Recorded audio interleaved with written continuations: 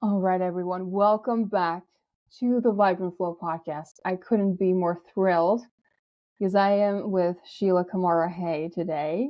And I'll tell you the story, okay? So I was just checking out these videos on YouTube the other day surrounding pleasurable ecstatic birth, and what I found was Sheila's YouTube channel, and all of her content was just like, oh, so good around how to create an ecstatic birth experience, but beyond that, how to live honoring the feminine in us, the feminine wisdom, our bodies, how to live truly a pleasurable life. And I was like, okay, I want this woman on the podcast. We need to talk about these things. Y'all need to hear it. Everyone needs to hear it. This is something that every woman needs to know. And you all know that we're really excited about honoring the body on this podcast, feminine wisdom, and just living in the feminine, reveling in the juices of womanhood. So I thought it was just the perfect match. So Sheila Kamara Hay is working around ecstatic birth, and that is just so good. First of all, sometimes it feels like, okay, how do those two even go together? But what we're going to do here is we're going to dive into ecstatic life as a woman first, and then we'll move into the particulars of actual birthing experience, even though I feel like everything I've learned in this pregnancy and going towards birth is like a metaphor for life in general.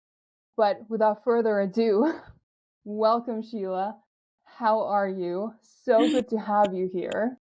Thank you so much, Johanna. I'm so excited to be here. I'm so honored to be here. And I'm like just thrilled listening to how you introed me, because I feel like I'm constantly putting stuff out there. I'm like, please watch this, use this, take this, like, especially when it comes to the birth wisdom, because I feel like we should all have access to this. So I'm so excited that you found me on my YouTube. I'm so excited that you soaked it in. And I'm really honored about this invitation to share more with your podcast listeners. Oh, so good. I'm just thrilled to have you here. So I really want to just dive in.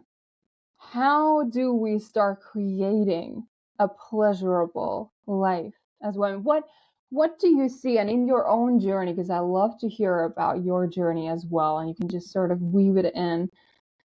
What gets in the way? Why aren't women all women talking about, oh, just it's so good to be a woman. I love my body. I just, the feminine is incredible. Why isn't this happening?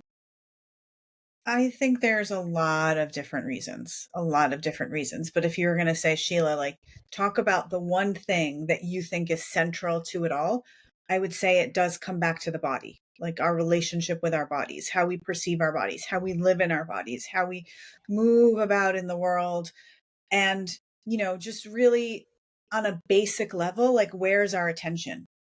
Usually our attention is in our head, where our attention is outward, and it's not really connected to our body, to the sensation within.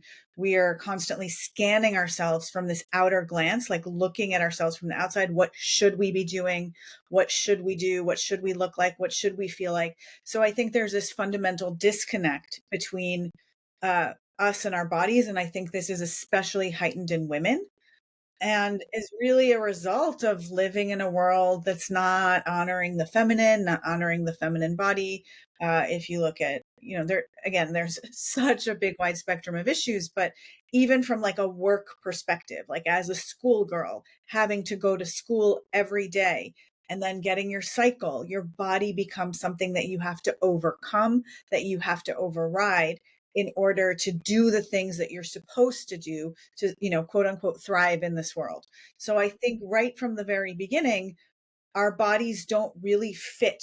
And because of that, we are dissociating from our bodies and really living from this like mental, rational place rather than in connection with our feeling space and our sensations, which is really where our inner wisdom lives, which is really where our truth lives, which is, how our body speaks to us is through the language of sensation. And how often are we like, oh, yeah, I'm going to eat later. Oh, I'm going to use the bathroom later, like overriding even the most basic primal needs of our body. Yeah, exactly. How did you see this in your own journey as all of this was unraveling for you? I know that you specifically talk about the changes that you went through, the revelations that you experienced from your first birth to your second and third births, that you um, sort of saw, okay, or witnessed, okay, there is another way of doing this, and how that translates into life in general. Because, like I said before we started recording, we're not pregnant all or birthing all the time. Well, we're birthing life, we're birthing many things, but like actual human childs or children. And so, how did you see that, or how did you witness that going for you personally? Was Yeah. there a pivotal moment for you when you noticed that, okay, I'm totally in my head and I'm actually not living this pleasurable life? Yeah. For me, birth and life are inextricably intertwined. And yeah, we're not birthing physical babies all the time, but everything that I have learned about living a pleasurable life actually stems from learning how to give birth in pleasure. And for Mm. me, like the physical experience of childbirth was the big pattern interrupt, because up until then, I'd kind of been like, la la la, going about my life. I'm doing well. I'm doing great. Like measuring myself by these outer standards, right? You know, graduate from a great college, getting married around the right time, finding a great person to live my life, right? Like I had all of these like outer markers of I'm doing well. So I didn't really have a consciousness that life could be more pleasurable or any different. I didn't have kind of that like despair that causes you to do the inner work to open the doorways for something better. For me, that really came with my childbirth experience. So what happened for me was when I got pregnant for the first time, I had this inkling of like, I'd always been attracted to nature and like I did have like a trust that the natural world has its own wisdom, right? And so I think I didn't have any examples of people birthing naturally around me at all. I wasn't born that way. I didn't live in a community that really had any of that. But I had this inkling inside of me that like I really want to feel like what my body's capable of. And I think a lot of that came forward when I was pregnant, because I had been told all the stories, of like, oh, you have irregular cycles. It's probably going to be hard for you to get pregnant. You should go on birth control pills. So up until then, I'd, really taken that kind of, quote unquote, regular path, which I think a lot of women grew up with, the wide stream main cultural pathway of how do you, mask hormonal imbalances? You just go on the birth control pill. And when I went off the pill, I got pregnant right away. And I was like, oh, my body's not broken. Oh, wow. My body actually, it works. Like, look at me. Here I am. I'm pregnant. And then the actual experience of pregnancy, of feeling like my body's gestating new life. And wow, it like, I don't have to be like working at it. My body actually knows what it's doing. Like this baby's growing and I just have to take care of myself. I have to eat well and sleep and all those things. So I think all of that combined, I was like, I want to feel what my body's capable of in childbirth, right? I didn't know how to create that. I didn't know anything about like the politics of birth, the medicals. I didn't know any. I like went in very naively being like, I want to have this beautiful, primal, natural birth experience. And without understanding any of those other things, the experience I actually had was fairly traumatic, which unfortunately I think is fairly common. There's so much birth trauma, and most people just chalk it up to, well, that's childbirth. That's normal. That's like why you need to be in a hospital. And to be quite honest, I felt that way too. Afterwards, I looked at my husband, I'm like, oh my God, thank God we were in a hospital, because I thought that I had been rescued from this traumatic birth experience. So, I start raising my son, and then around 1 year old, I think to myself, yeah, I want to have another child. You know, me and my brother were 9 years apart. That was kind of lonely. It would have been more fun to have siblings around my age. So all of this was coming from like a very heady place. Right. I decided it was time to have another child. And this Mm. becomes really important in my story because what ended up happening was I had a series of losses, miscarriage, miscarriage, miscarriage. And then finally, I had a pregnancy that seemed to take, but at the 4 month scan, it was determined that the fetus wasn't viable. So I had to terminate. So that was kind of like when I talk about like that place of despair that causes you to like re-examine things. That was mine. That was my, I call it like, we're birthing all the time. We're rebirthing all the time. So in the greater life journey that I was taking, this was my big contraction because every loss up until then, I kind of had this like, I'm fine, I'm fine, I'm fine. And then it was like, okay, I'm not fine. Like, what's wrong with me? And that became kind of like the rabbit hole through which I really started to like look at the world in a different way. First it started in this place of what's wrong with my body, right? Like something's broken. I need to fix it. I went to all the doctors. All the doctors said, you're fine. It's just bad luck. Went to all the natural doctors, the naturopaths, the acupuncturists, the holistic healers, the energy healers. And they supported me in a lot of different ways, but fundamentally, the piece that shifted everything, I landed in a woman's living room. Her name was Regina Thomashower, also known as Mama Gina. And this was like, now she's known as kind of like the queen of pleasure. Back then she was, there were 10 of us in her living room. And there she started to talk about like, your body has wisdom. Your body has an inner voice. Your pussy has a voice. This changed everything because when I started to connect with that wisdom, with that voice, and I said to my body, I don't understand what's going on. Like my body said very clearly, I'm not ready to have another. I'm still healing from the first. So it became so clear in that moment that I had been kind of driving my body from this place of my mind. I should have another child because blah, blah, blah, blah, blah, right? Like all of this mental chatter.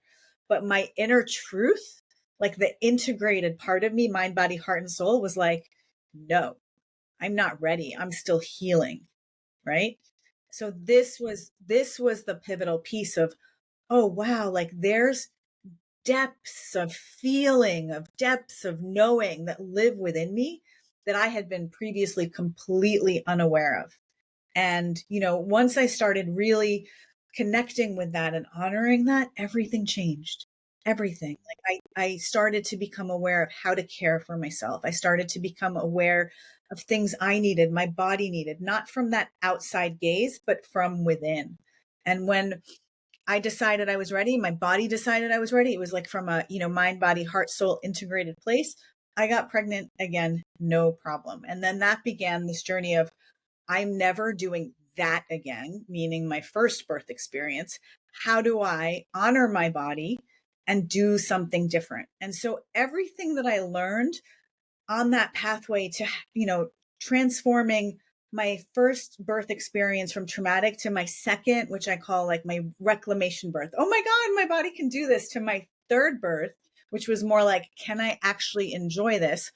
All of that translates directly for me every day into how I live my life and creates the foundation for pleasurable living. Because in the same way, that piece that I'm talking about, mind versus like integrated body wisdom, you can see how that's not specific to childbirth.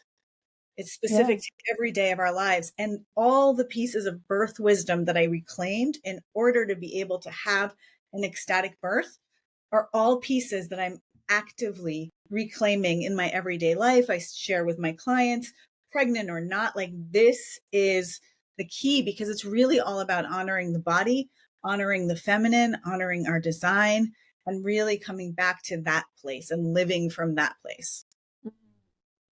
Oh my goodness. Yeah, that story is so rich.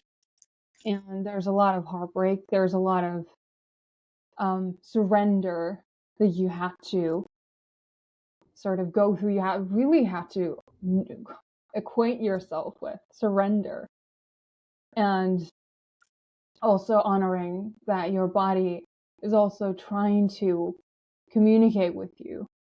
And I think, yeah, that's like what women in this world were definitely not taught to honor or listen to that, or even know that we have this somatic language that we get to master.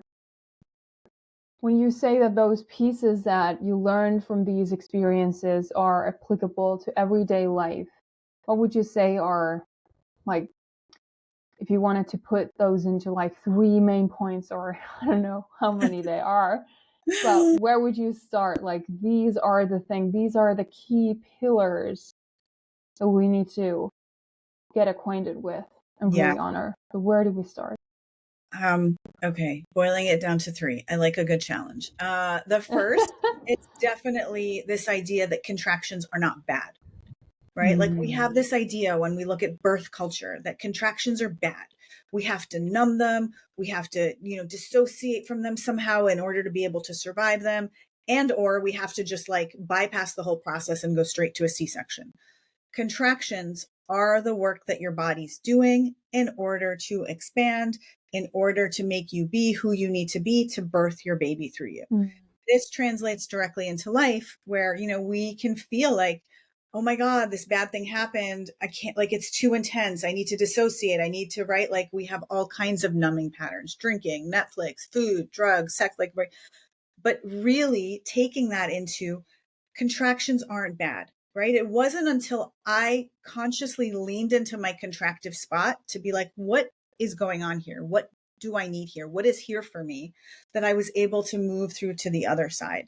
So really integrating tools to like, and support to be able to lean into your contractions. Don't dissociate from your grief, your anger, your angst. Like, we all have our spots that we wrestle with, but to really dive in and do the work that you need to do in order to pave the way for your expansion on the other side. This is huge. The next piece I would say is pleasure, like the palpable experience of pleasure. It's not the reward for a job well done. Pleasure is an integral part of our process. You know this. I learned this in childbirth. This is a big part of what I teach in all my programs. You give yourself pleasure. What does that do? One, in order to receive the pleasure, you have to be surrendered. Pleasure puts you into your parasympathetic nervous system. Rest, repair. Pleasure stimulates oxytocin flow. This is the governing hormone of labor. Oxytocin is the love hormone. You get oxytocin when you connect with someone, when you eye gaze, when, there's that connection. This is why doula care in childbirth is so effective, because doulas are a pleasure tool. They bring you into that oxytocin system in your body.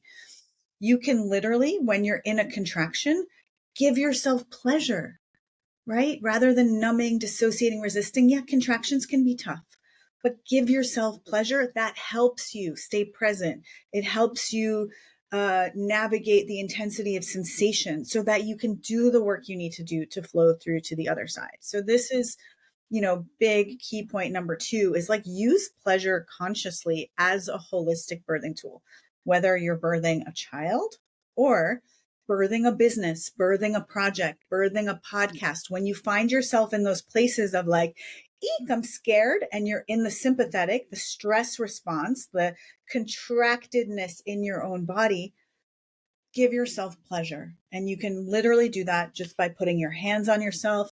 And of course, there's ways that you can train your body for pleasure. Another big thing that I do with my clients, because it's always there for you. We all, when we're connected, have access to this ever flowing, ever deepening stream of bliss, ecstasy, and orgasmic pleasure. It's actually fundamentally our nature, and we've just been trained to disconnect and dissociate. So this is a process I call sensual expansion, learning to feel pleasure, learning to deepen the pleasure that you feel. And then when you do that inner training, you can consciously tap into it when you're going through times when you notice that you're dissociated, to support you. Right. That's 2. 3, I think the feminine really thrives with support, right? Like collaboration support. Another thing that our world doesn't really exemplify for us. Our world is really like, okay, like the one person that is better than everyone, that strives to the top, that wins the prize. That's right. Like that's very masculine orientation. But again, in birth, you see the, like surround yourself. You want to succeed. You want to have this beautiful birth experience. Surround yourself with people that can hold that vision for you, that can support you in the paradigm that you're trying to create. It's not, you're not like a singular being that can overcome all odds, which by the way, that's what I tried in my first birth and it did not work. What worked much better was making sure I had people that could really hold me and support me in what I was trying to create. My midwife, my doula, putting myself in that situation. So like circles of support are huge, whatever you're creating. This is why the coaching industry is booming. This is why masterminds are so effective, because we don't have to go at it alone. It's so much harder to do it that way. But when you're with others that are on this journey with you and you can support each other and you can be in this collaborative space, it makes everything so much easier. And bonus, it's so much more fun, you know? Yes, so good, so good. Just to recap, so contractions are not bad, whether in labor or in life. Yeah. And pleasure, like how important pleasure and cultivating pleasure is, and that you can bring in pleasure when you are going through a phase in your life where you do feel those contractions. I Yeah. feel like, and this is really, really, I'm really, really passionate about this because in my own healing journey, I have a history of years of chronic pain in the body, in the upper body. So it wasn't in the pelvic region, but still a lot of rigidity, and that's some of the core like messages in my work, is healing from that rigidness, that sort of like contracted place where so many women spend, unfortunately, sometimes their entire lives. Yeah. And the pain that comes with it, and the nervous system and everything. But I feel like, at least for me in my journey, I noticed that I definitely had this resistance to the idea that if there's something that I interpret as pain or painful or uncomfortable, essentially a contraction of sorts in Yeah. life, then like there's no, like, I can't even think of pleasure in that place.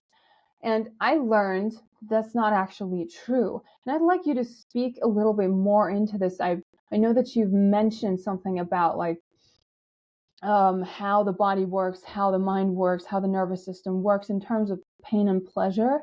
Like, what do we need to understand if this is sort of a mental block for a woman to get to that place where we can access pleasure, if they believe that you can't marry the two? You can't, like, if you're in pain, you're in pain. Like, Yeah.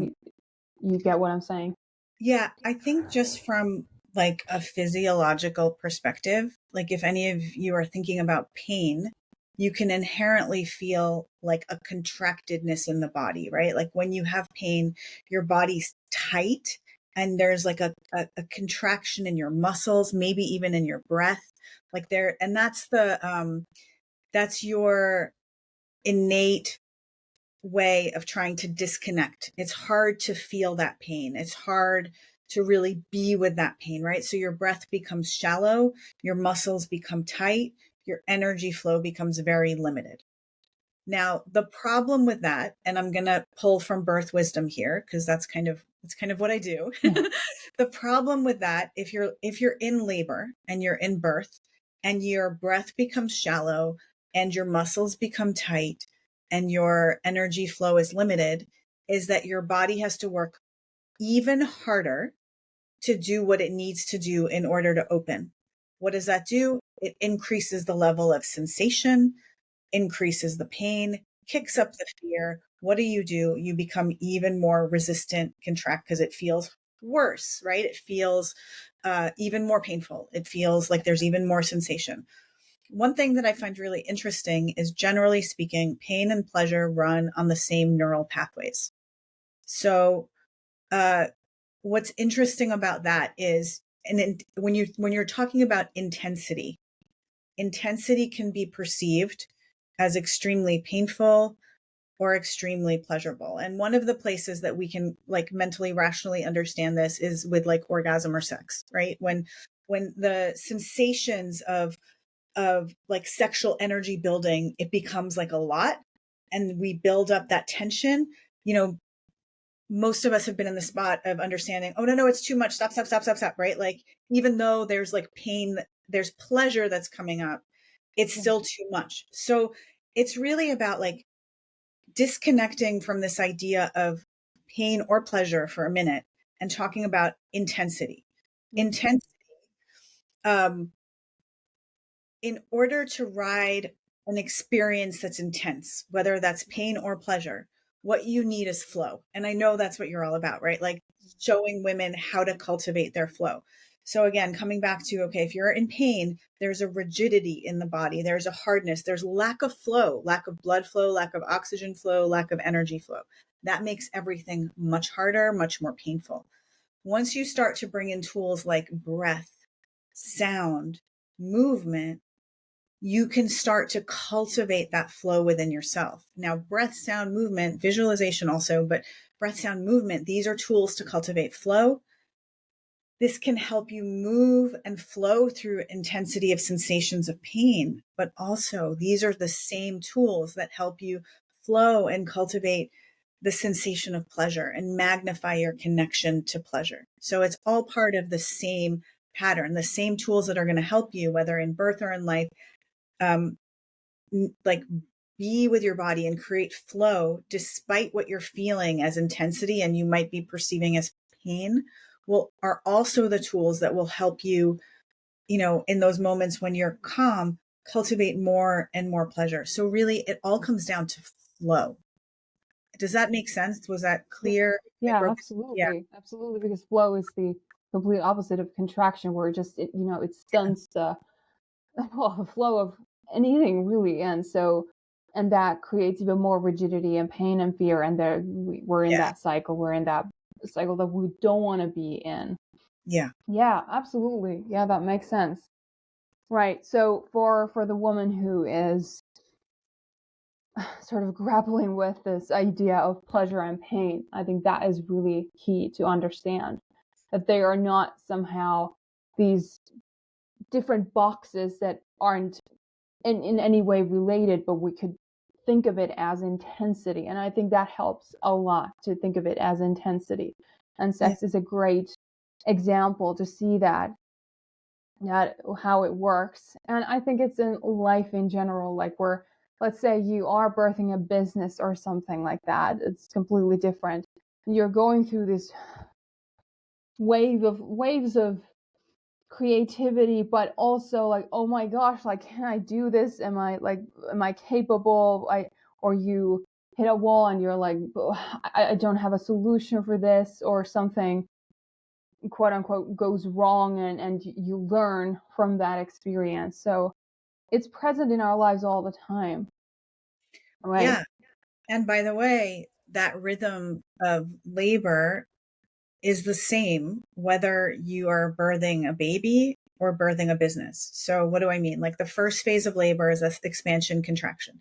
So you might get the idea for your business and you're so elated and you're so expansive and you start doing the things, and then you hit some of those spots that you identified of like, oh, maybe I don't have enough resources, or am I good enough, or am I right? Yeah, Like that's a contractive moment.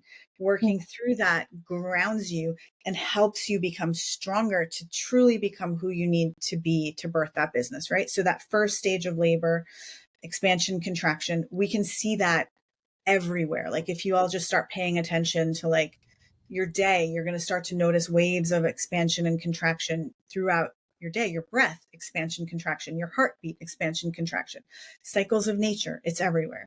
Second stage of labor is that push, push, push, push, push, push. This is where masculine energy really comes in. And so this is like, let's say you're launching a business. This is like that final, like, okay, it's here, all the pieces are coming together, and then you're like frantically working, like all of your energy, single-minded, moving in one direction. That's the push. That's the second stage of labor. We all know that. again, in our society, there's this idea that we're supposed to be living in the push. That doesn't work. If you push when you're in that first phase of labor, you're just going to blow up your cervix, you're going to hurt yourself, and you're going to Oh my. make the whole process last a lot longer, right? So this is something that I like to teach on top of the idea of cyclical living, which is becoming really there's like massive awareness growing around, like, how do we honor our bodies, how do we honor our cycles, which is so key. And you're only cycling so long as you're not pregnant. But once you become pregnant, there's a whole other rhythm, right? So pregnant with a book, you become pregnant with your business, you become pregnant with and we're always in different phases with different projects. But then there's that third stage of labor, which is like after you've birthed your baby's in your arms. Well, you're not done. Like, you still, like, your nourishment and the baby's nourishment go hand in hand. So, and the afterbirth comes out, the placenta, which can feed you in turn. So this is another phase of, like, after you've birthed the business, like, how do you get nourished so that you can care for your baby? Right? Instead of, which a lot of people do, I've birthed the business and I'm going to continue to push, push, push, push, push, push, push. And what happens then? Depletion, autoimmune disorders, right? So the birth cycle and the phases of labor have so much for all of us to glean about how to really honor our bodies and our energy flow and our creative process, because creation is creation, whether it's a physical child or like a soul baby. Creation is creation, and it follows kind of the same pattern. Exactly. I love how you're speaking into that, because really this is not just a conversation that a pregnant woman needs to hear, but this is a conversation that Yeah. every woman needs to hear. And preferably long before they get pregnant. I mean, I would have loved that. So yeah, absolutely. So you talk about nourishment in the after phases, but of course that's like present all the time when you were pregnant. We're with Mhm. anything, we want to tend to nourishing our feminine bodies, our soul, our spirit, our heart, and everything. So what are some of your favorite ways of tending to this juicy feminine nourishment? Yeah, I think it still comes back to the body. It really comes back to the body, because when you're disconnected and dissociated, you're not in a place where you can really receive all the nourishment that's available to you. So when you learn to feel pleasure, you learn to expand that pleasure, you learn to receive that pleasure, that nourishment is available to you. Like, from the minute you open your eyes, you might see the beautiful colors of the sunrise and you can take that in through your eyes, right? So it's really, for me, the nourishment has to do with how receptive are we to that flow of bliss, ecstasy, orgasmic pleasure within us. Now, what happens a lot of times when a woman gives birth is, you have all of that energy flow. Like, this is life force energy, right? Like, this is Kundalini, this is Shakti, this is Shekinah. It's life force energy. We all have access to it. However, in childbirth, you have more access to it than at any other time in your life. Now, if you can really train your body to receive, to let that flow, it will support you in your birth, but it will also support you afterwards in the postpartum period, in your mothering, if you can continue to just kind of be connected, be open to receive. So there's so much nourishment that's always coming at us. However, I think the disconnection from the body and the dissociation shuts it down. So everything that I teach, in my programs for ecstatic birth, there's always a piece that's like, this is how it ties into your mothering, because let's face it, moms are so undernourished, they're so depleted. So you're not just learning all of this, you're not just learning how to feel and receive and, use your tools of visualization, breath, sound, and movement for childbirth, though they're super effective for childbirth, but all of this training that you put in yourself for physical childbirth can actually support you beyond. So you can use those same tools and continue to cultivate your connection to that stream of life force energy. The sad part is, because of all the birth trauma, So many women will emerge from birth completely disconnected from their bodies, from their sexual energy, from their sexuality in general.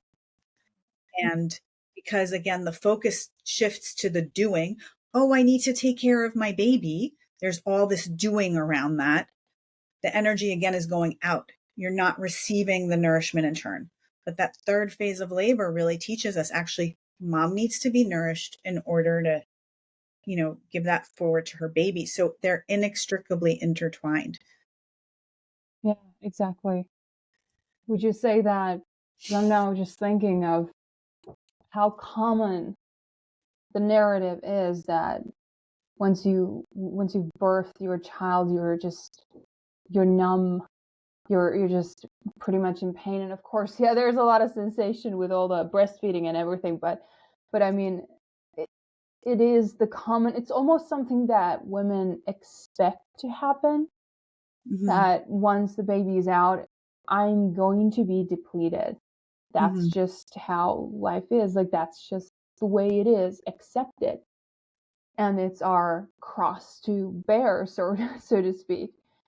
Yeah. And what would you say to that? Like, what is there something that you want to sort of repair in that narrative that once you have your baby in your arms or your business is birthed or Yeah. you've written that book, then it's just like blah, and that's just how it is. You're not a sexual being anymore. You can't feel pleasure, and you're probably in pain, and it's going to be hard, and Yeah. that's what I keep hearing.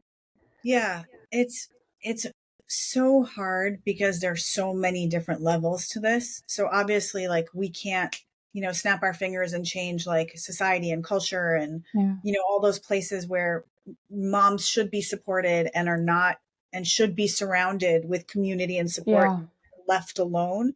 Like this is Hmm. a really big issue, I think, throughout the Western world.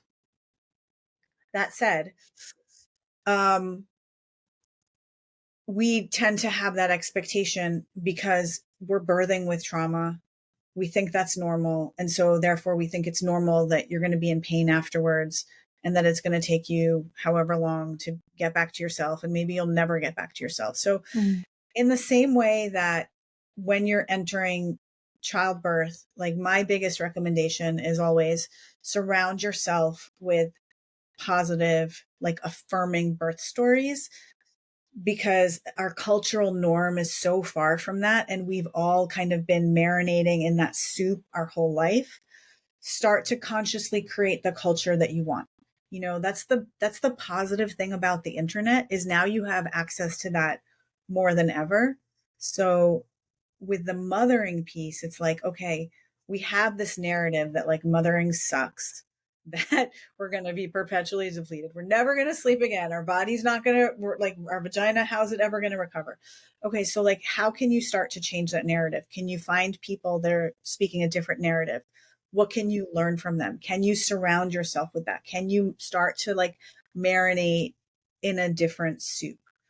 And the piece that you do have control over, and this is like really this is a lifelong practice, is that piece of that I keep coming back to, of sensual expansion, learning to feel, learning to feel pleasure, learning to deepen that pleasure, learning to expand your connection to that ever flowing stream of life force energy that goes through all of us. That's the piece that you do have control over.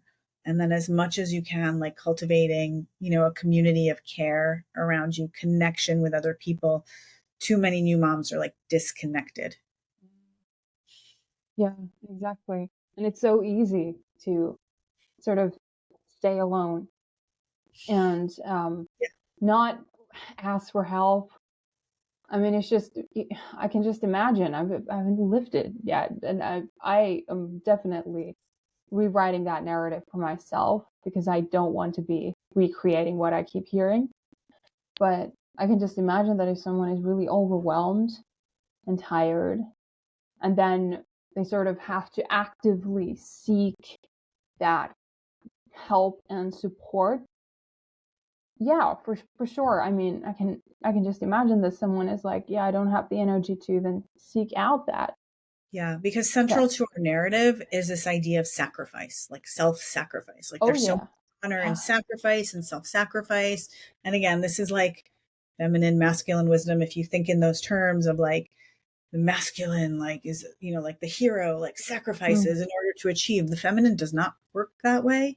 And when you're talking about like your baby, again, whether physical baby or your business, if you're not thriving, your kid is not thriving. I guarantee you Mm. that. If you're depleted, if you're hurting, if you're traumatized, if you're dissociated, if you're angry, your kid is going to feel the effect of that. Your business is going to feel the effect of that.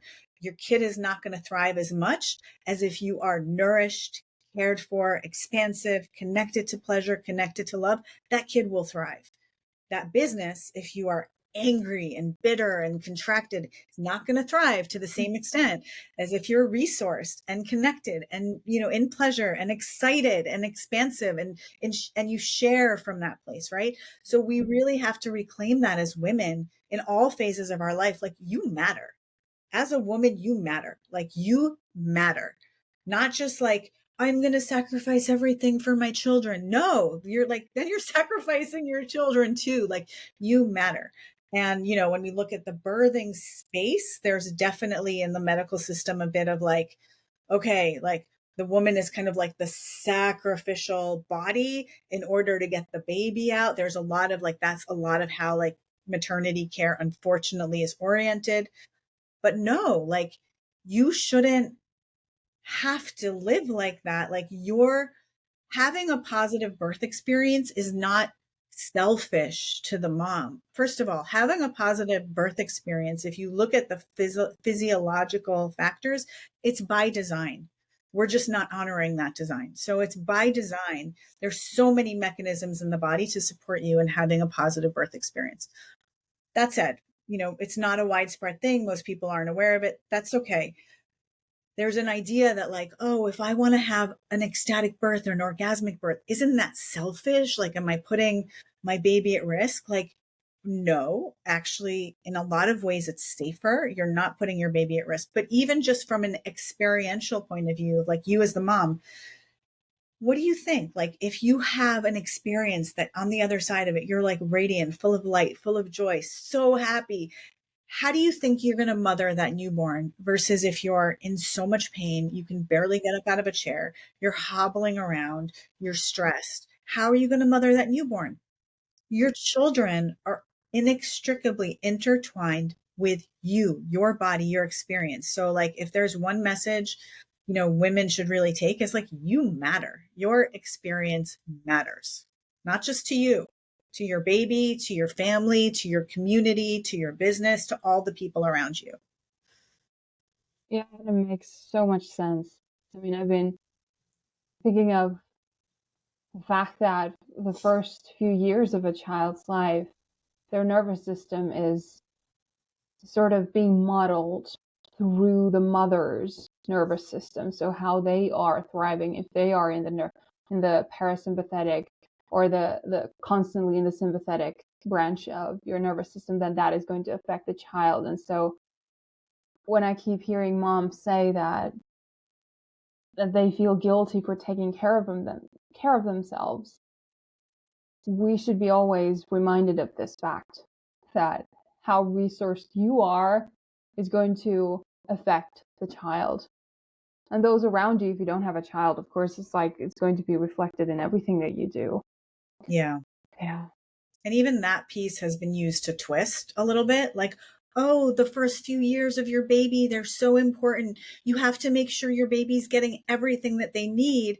And so there's this energy of like, you better be doing all the things. Again, the energy is going out, right? Mm. So, like, so many moms are like, they just feel so guilty. Oh my God, I don't have the capacity. Like, breastfeeding kills me. Like, there's all of this we should do for the good of the baby.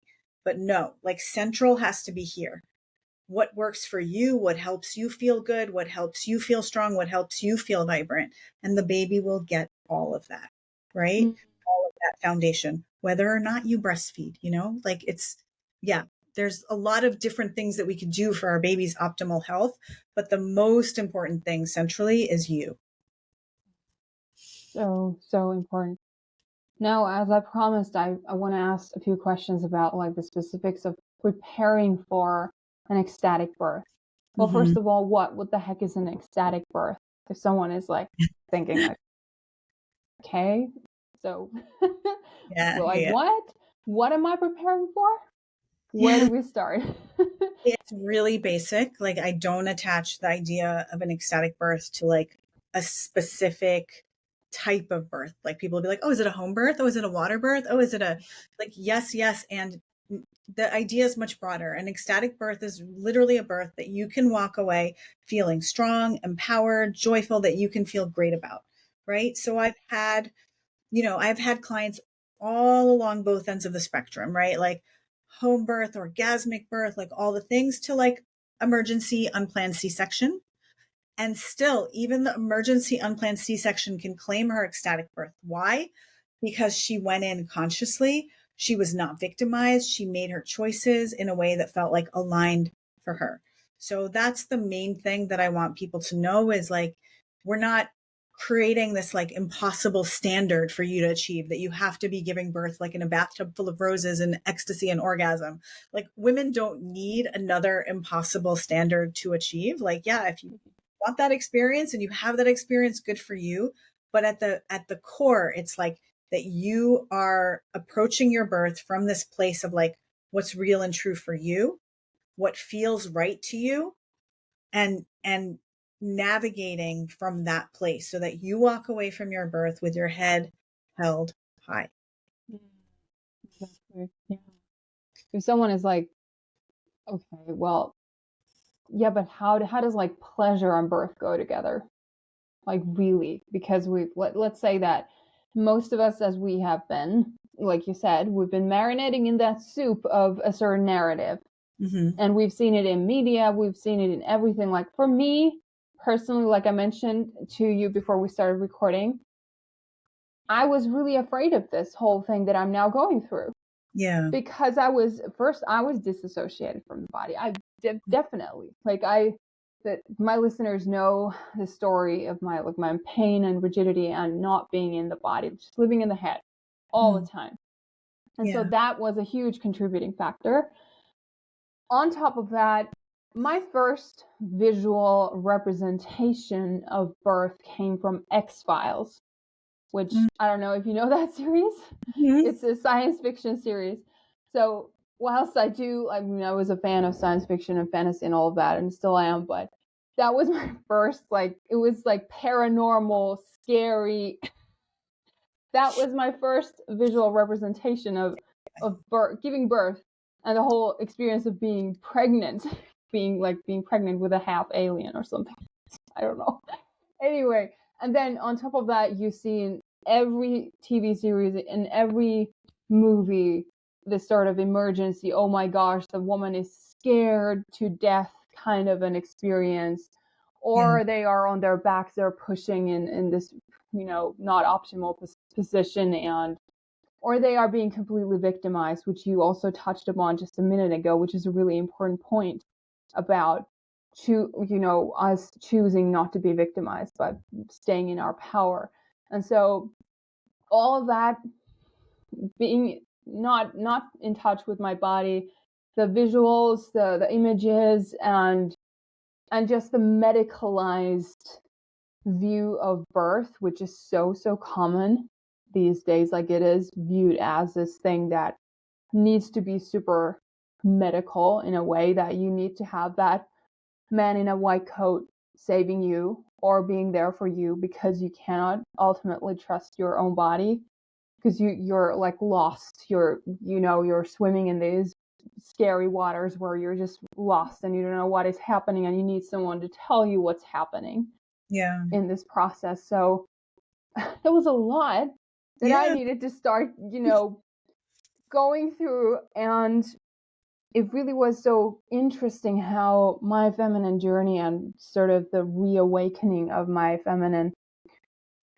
throughout also starting this podcast and everything, started to evoke this desire to become a mom, because I started to really be in in touch with myself, my body, and who I truly am. But yeah, it's just there's so much that so many women need to just, comb their way through to even see that, okay, someone out there is having an orgasmic birth, unmedicated, fully in their power, feeling like a freaking queen of the world, feeling the intense power surges of the body and how powerful it is. Like, how do you help a woman who is just completely on the other side of the spectrum, or is just finding themselves doubting that this cannot happen for me? Like, I can't, like, I'm either afraid, or it's just hard to see the possibility that I'm not a victim in that whole experience and afterwards also. Yeah. I mean, it's intense, like, right? It's intense what we have inherited as far as like our understanding of our bodies, as far as our understanding of childbirth. It's intense. And the piece at the heart of it is childbirth is a sexual act. Now, that's a statement that will probably like trigger a whole lot of people that hear it, because it's like, oh, how could you say that? Like, kids, sex, like what? But obviously, like, if you take a minute to think about it, like, you conceive with your sexual body, you birth with your sexual body. So this is, just kind of like the initial like, oh, childbirth is a sexual act. How could you say that? That shows the gap that we have in terms of like actually honoring our bodies and honoring our design. So that's the first step, is like, just kind of just be with that, sit with that. What does that mean to you? How do you react to that? Like, how do you make sense of that in your mind? How does that feel in your body? Childbirth is a sexual act. And that in and of itself, like when I work with private clients, shows you the places where maybe there's disconnection from your sexuality, dissociation, there's shame, there's like internalized like ick or whatever. So a big piece of it is actually, again, reclaiming your body, reclaiming your sexuality. That's a huge part of it. Now, not everyone I work with is willing to like put their hand on their clitoris through labor to support them in navigating the sensations, which, by the way, is the easiest like tip I will ever give anyone. But it's also the tip that will like trigger a lot of people. Like, I can't do that. How can I do that? There's a doctor there. There's people there. Like, how can I do that? Okay. If you want a shortcut though, that's your shortcut, because you put your hand on your clitoris, you are stimulating oxytocin, which will make your labor progress. You're going to give yourself pleasure and transmute the intensity from the realm of pain into pleasure. And you're engorging your tissues, which will protect your vaginal tissues when you open.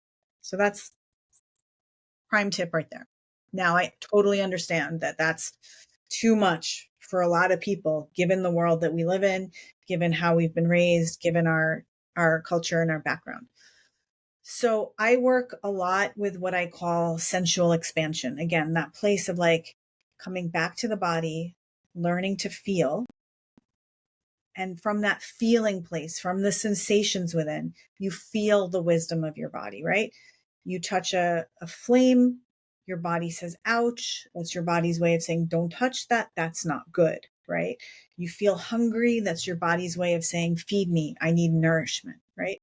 So really coming back in connection with like your body's sensations, and your body's sensations are there for you in labor. Big time. They're there for you. If you're able to move, if you're able to stay in connection with your body's sensations, your body will guide you through movements, through expressions that can support the progression of your labor. I work with those tools: breath, sound, movement, visualization, to support flow. It's all about flow. When we're in fear, we're in resistance. We've stopped our flow. So learning how to consciously use tools to support your flow through labor is key. A lot of that is practice, right? So even just noticing, what are your patterns as you move through your day? What happens to your body when when something doesn't go as planned? Noticing that and noticing how you can bring yourself back to flow. It's a lot of training. What happens to your body when you get scared? noticing like bringing those tools in to support your flow. So a lot of it is body training. And when you learn to use your breath, you learn to use your voice to support your flow, you can also learn how to use those to amplify your sexual energy, which supports the progression of labor. So really, like everybody understands that a birthing woman is going to make sound, right? Is going to be breathing. So how do you actually use those to support you, to support the flow of your labor, to support the progression of your labor, to help you tap into pleasure? If you come back to this place of birth is a sexual act, and you look at your birth plan from that perspective, notice anything that feels disconnected. Like, when you're having sex, like, do you like to have people watching you? Do you like bright lights? Are you on a timer to like get somewhere before something happens? No. Like, so these are places where we're not really honoring the physiological process of birth, because if you truly can reclaim this idea of birth as a sexual act, a lot of things start to change.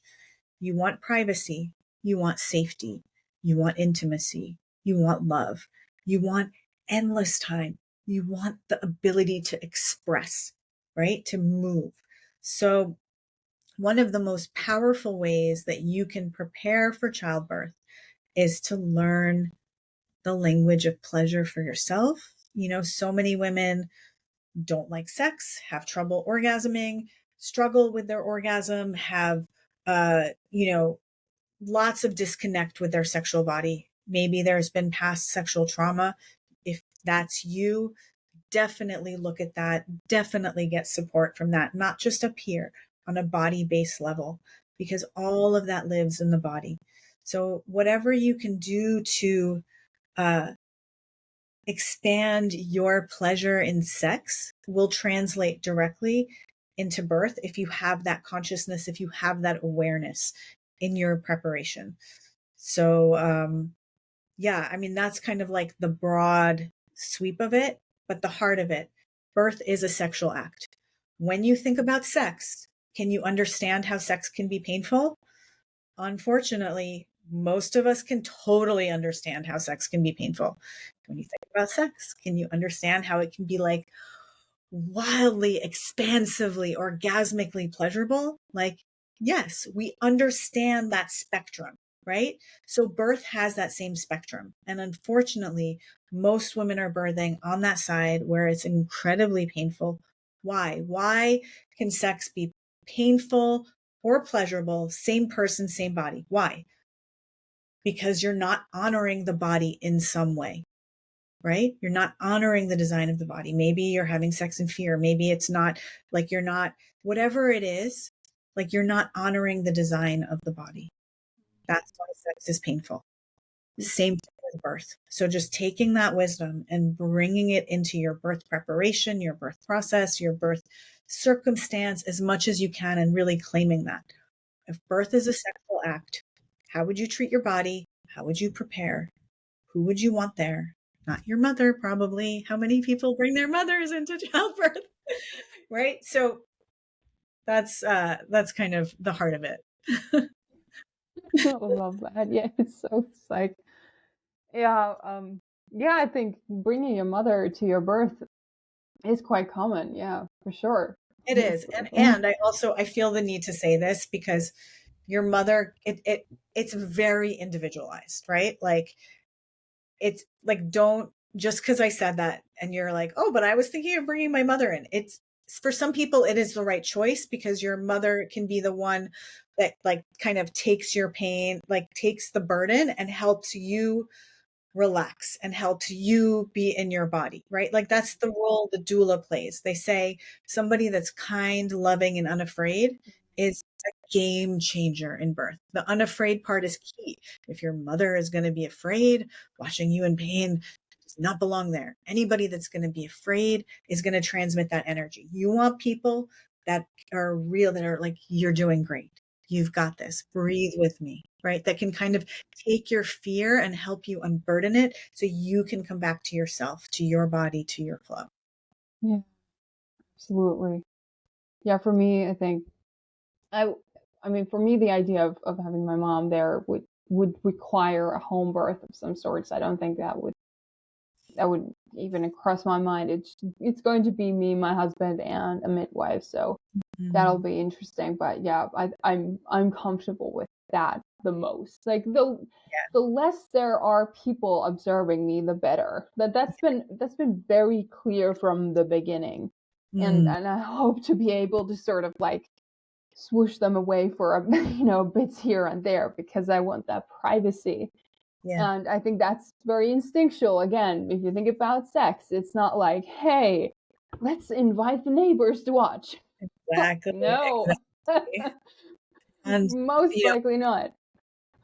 most midwives will be like, let me give you a moment to yourself now, right? Like most midwives are actually trained to give you that privacy too. So, Yeah, I hope so. I hope so. That's going to be the case. and, and, Um, and this is for you, honey. Like, no, I hope so, right? Like you can just ask your midwife. And okay. this is the place that like it's shocking, like with my clients and just women in general. It's like we think we can't ask our support providers. Like just ask your midwife. Ask her like, how do you feel about, you know, giving us privacy? How do you feel about maybe I'd want to, bring in some sexual energy. Like have those conversations. It's really important because a lot of times in the moment, if you're going to be in your trance, because birth is a trance state, you don't want to be like navigating logistics. You want to just be in yourself, in your trance. mm, so true. So true.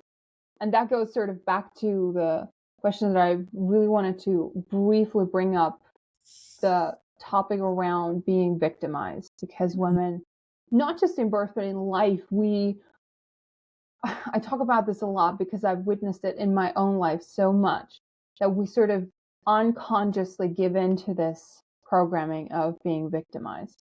Like I don't have a choice. Like I'm powerless. I can't create my life. Like I cannot create effect in this moment. I can't bring joy into this or whatever it is. What do you want to say to a woman who is struggling with that?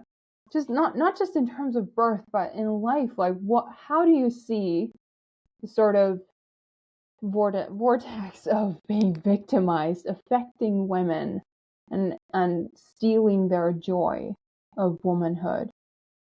There's a beautiful quote. I think it's from Millie Hill from her birth book. But she says something like, and I think maybe Dr. Christian Northrup says this too. This is a really powerful sentiment that the places where our power lie are the places we've been taught to disconnect and dissociate from. Birth is one, sex is another, right? So that feeling of victimization is a feeling that you're powerless, right? It's a feeling that you don't have any kind of power. So the invitation is connect with your body, connect with your sexuality, get to know your connection to your sexual energy. When you do, you know your power. You have access to that power. This is why, so much of the work I do is about reconnecting women to that place, to their pleasure, to their sexual energy, to that flow of life force energy within us. From that place, you can create anything. That's your creative energy, right? Like that's the place where you feel desire from, whether it's desire for another person, whether it's desire for like the piece of art you want to create, like that's your sexual energy. And your capacity to also act on your desire. Like it all comes from the same place. So the invitation, baby or not, is to just really uh, take yourself on that journey to reclaim your relationship to your body, your sexuality, and connect to your power source, which is your sexual energy. Mm, yeah, so good. And it's just a while to realize that sexual energy really is that creative energy. And we're not just pouring it into sex, Yeah. but we're pouring it into everything that we're creating in life. Like even going to if you have a 9 to 5, Like you can use your sexual energy as a creative force, life force energy to create a different experience. Do you feel like this has had, and I believe that probably has had an impact on the way you mother, like even today? Like it's been probably a while since you had your last birth. So I'm guessing that this is relevant like all the time. Yeah. Yeah. I mean, another term I use intermixed with sexual energy is life force energy, right? Like Yeah. it's life force. It's your vibrance. It's your, like, how you're able to show up and live. So, but I think it is important also to presence it as sexual energy, because so many women have issues around that. And also, again, like just going back to where we started, it's like, how many of us live in our heads? I mean, I would say almost all of us, probably 80%, if not 90% of the time, we're up here, which means what? We're disconnected from our power source. So, like, love is beautiful, but it still needs a power source. Your power source is your sexual energy. So, if you think about your sexual energy coming up, your heart amplifies and your sexual energy helps you vision and create. So, that's really the missing piece, I think. For me, yeah, again, my journey really started with the physical childbirths.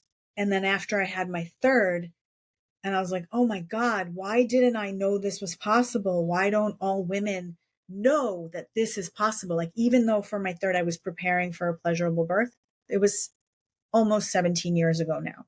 So there wasn't nearly the amount of information and resources as there are online. There was literally, like, I found one website and one video. Yeah. Uh, so at that time, it was like, why don't women know? And that was kind of the seed. But I didn't really think about it again until, I had 3 children then that were under 5, massively under resourced, massively undernourished, constantly trying to give myself pleasure because that's what I had learned, right? Like, give myself pleasure, nourish myself through pleasure. But it didn't matter like how many date nights, how many manicures, how many whatevers, I was still tired. And so somebody said to me, pay attention to what gives you energy, right? Life force energy. What gives you energy? I got a phone call from someone who was very in a similar spot to where I had been between my first and second births. And she just like had heard about me through other people, wanted to chat. And I spent an hour on the phone with this woman. And it was an hour I didn't have, like, right? 3 kids. Like, somehow I spent an hour on the phone with her, got off the phone, and I was like, like, I had so much energy. I was so fun. I was like the best mom ever. I took my kids to the playground. I was playing all kinds of games with them. Like, I was alive. And I was like, oh, that's what I need to be doing, right? Life force energy.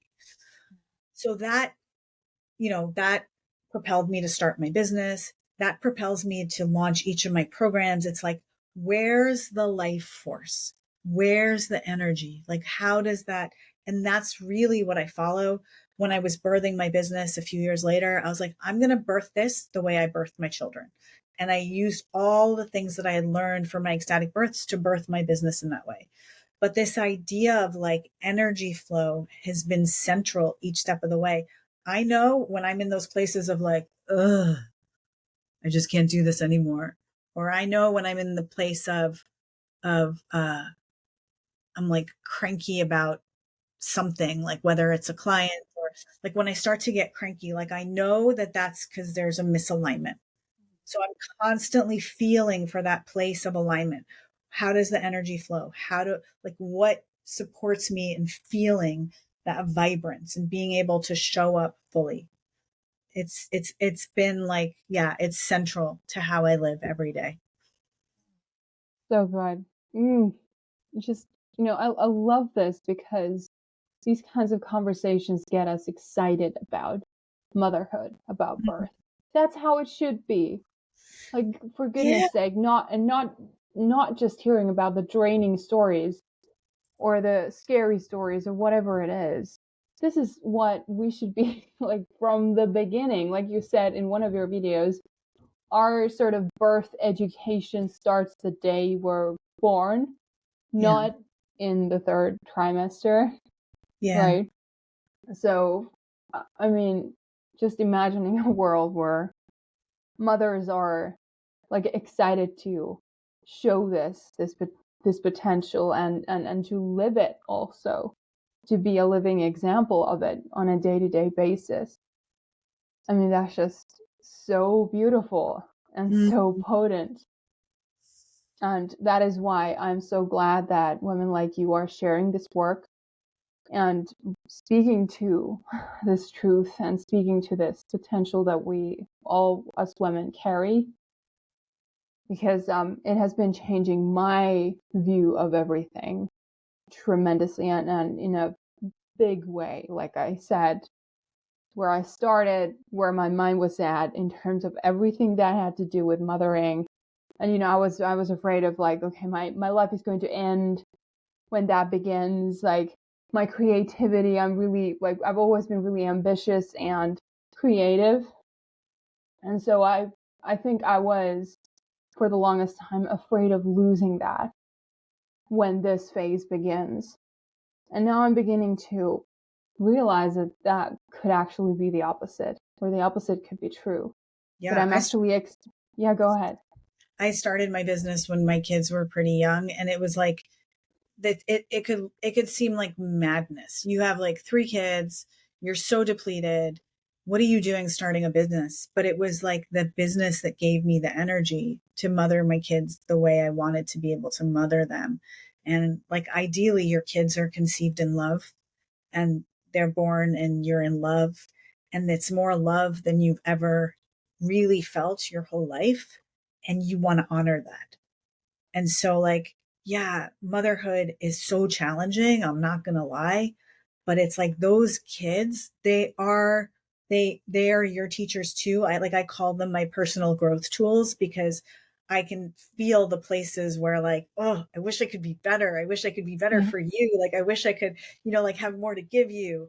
And so those are the contractive places that, like, really press me to do my work so that I can show up for them the way I want to. So I think that's another way to look at motherhood, is like those little beings are like, they're so in service to you also. And because you love them so much, ideally, that you want to be the best version of yourself for them. And so when you look at it that way, it's almost like your obligation to do that inner work so that you can show up for them the way you want to show up for them. You will do things for your kids that you will never do for yourself. Yeah. So powerful. Are there any last words that you would like to impart? And also, I want to ask, like I always ask, I guess, what do you most cherish about being a woman? And then last question is, where can we find you online? What do you have on offer? If someone is like, I want to dive into your world more, where do they start? But let's start off first with that question of, what do you most cherish about being a woman? And if you have any, like, last words of wisdom to impart on our listeners. I think that's such a beautiful question. And it made me kind of like smile, because I remember being younger and actually wishing I was a man, because I thought like men had it so much easier. And then realizing that's because they do. That's because they do, right? So I think for me, like, what do I cherish about being a woman has been this journey for me of like reclamation, of like, starting out in this place of, oh, men have it easier. Like, I wish I was a guy. Like, it's not fair. We have so much that we have to deal with. And then, like, learning about myself, like learning about my body, learning about my femininity, learning about my pleasure. And with each step of the way, like kind of like the waves of expansion and contraction, I feel like how cool that I've been able to take this journey and get to a place now where I feel like it's such an honor to be a woman, right? Where it's not at all where I started. And I don't think, it's where a lot of girls start. So I feel like even just the journey of reclamation And the fact that I've been able to take that and to learn how to be with my body and to learn how to be with my pleasure and to learn how to honor that and to like live from this place of like deep misalignment and like every day come into like deeper and deeper alignment with myself. Like I think that's the piece I love the most, is just being able to take that journey and live kind of in wonder at my capacity and what's possible. And yeah, pretty Beautiful. wild. It's pretty wild. It is. Yeah, It is. yeah. Absolutely. And where can we find you online? And is there something that you're currently working on? Yeah, so you can find me online. My website is ecstatic-birth.com. So there's a little dash between the two words. And most social media platforms under at Ecstatic Birth is my handle.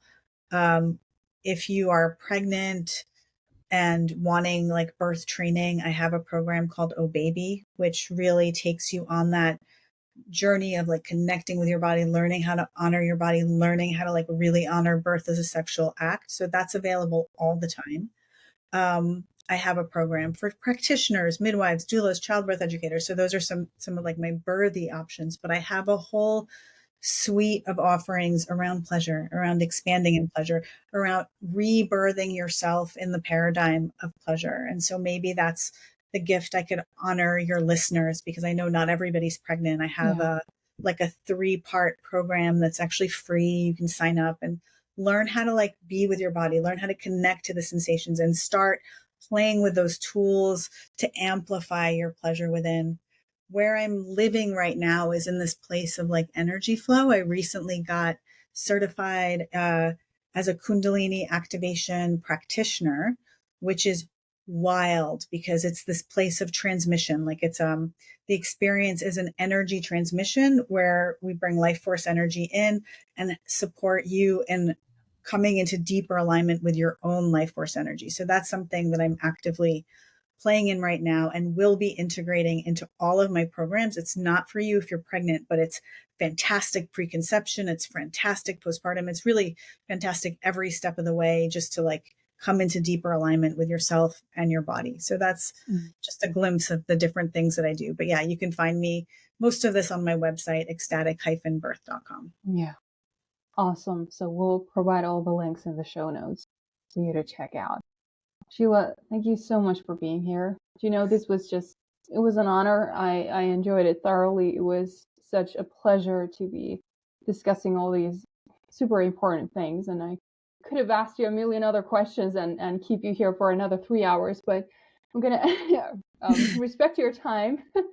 And we'll end here. Thank you again so much for your time. I'm so grateful to you. I'm so grateful for the conversation, and I'm so grateful for the opportunity to share my work with your audience. Thank you so much.